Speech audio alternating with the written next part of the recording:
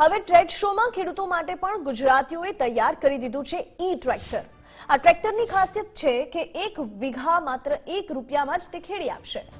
સાથે સાથે એકવાર ચાર્જ કરતા 20 વીઘા કરતા પણ વધુ જમીન તેનાથી ખેડી શકાશે।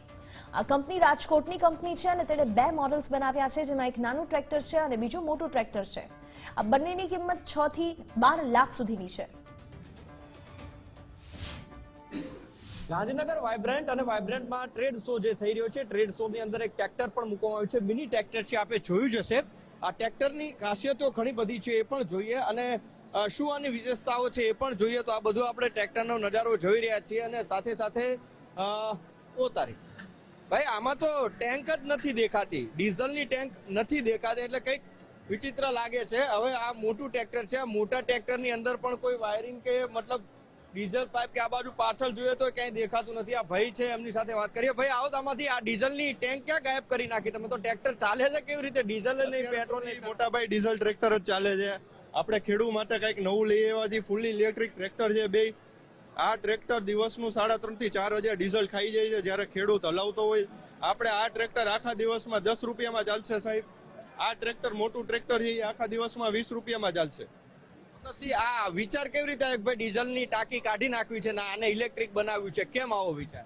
અમે 50 વર્ષથી આ બિલોરી કાસ્ટ કરીને અમે લાઇનર વેચી છીએ બધાને। ઓઈએમ માર્કેટ છે અમારી, એસ્કોર્ટ્સ, મહિન્દ્રા બધાને, ત્યાંથી વિચાર આવ્યો અમે ટ્રેક્ટરનું જ કરીએ છીએ પહેલેથી। તો એમ થયું કે હવે આમાં ઇલેક્ટ્રિકમાં જવામાં શું પ્રોબ્લેમ છે, આખો આપણે જ બનાવીએ પોતે। વડાપ્રધાન પણ એવું કહી રહ્યા છે અને સાથે સાથે હવે જે ગ્રીન એનર્જીની જે વાતો થાય છે, તો ડીઝલ કરતા ઇલેક્ટ્રિક છે એ ક્યાંક એફિશિયન્સી ઓછી આપે છે, ધુમાડો નથી થતો। આ વિઝનને તમે વડાપ્રધાનના કહી? હું ખાલી એટલું કહીશ કે ડીઝલ ટ્રેક્ટર જેટલી એનર્જી આપે છે તમને ટ્રેક્ટરમાં, એનાથી વધારે હશે પણ ઓછી નહીં આવે આમાં। વડાપ્રધાનનું જે વિઝન છે એના માટે શું કહેવામાં? વડાપ્રધાનનું જે વિઝન છે એનાથી આપણે પૂરેપૂરો સહયોગ કરી છીએ અને ખાલી એટલી વિનંતી છે કે આ બધી વસ્તુમાં સબસિડી આપે ગવર્મેન્ટ। અત્યાર સુધી 2 વ્હીલરમાં ને ગાડીઓમાં તો આપે જ છે, આ બધી વસ્તુમાં આપશે તો ખેડૂતોને વધારે પડતો ફાયદો થશે। સબસિડીની અપેક્ષા છે અને આ ટ્રેક્ટર છે, આ ટ્રેક્ટરની અંદર ખૂબ સરળતાથી બેસી શકાય અને સાથે મહત્વની વાત એ પણ છે કે આ ટ્રેક્ટરની અંદર ટાંકી નથી અને ડીઝલની ટાંકી નથી, એટલે તમારે ઘરે જ્યારે ખેડીને આવો ત્યારે આને ચાર્જિંગમાં ભરાઈ દેવાનું અને આખા દિવસ ચલાવવાનું। આ 20 રૂપિયામાં ચાલશે, ઓલું 10 રૂપિયામાં આખો દિવસ।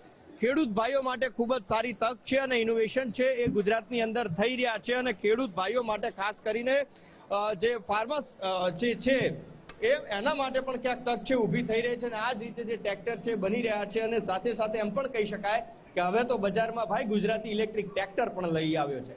કેમેરા પર્સન નરેશ સાથે ઉમંગ રાવલ, ગુજરાત ફર્સ્ટ, ગાંધીનગર।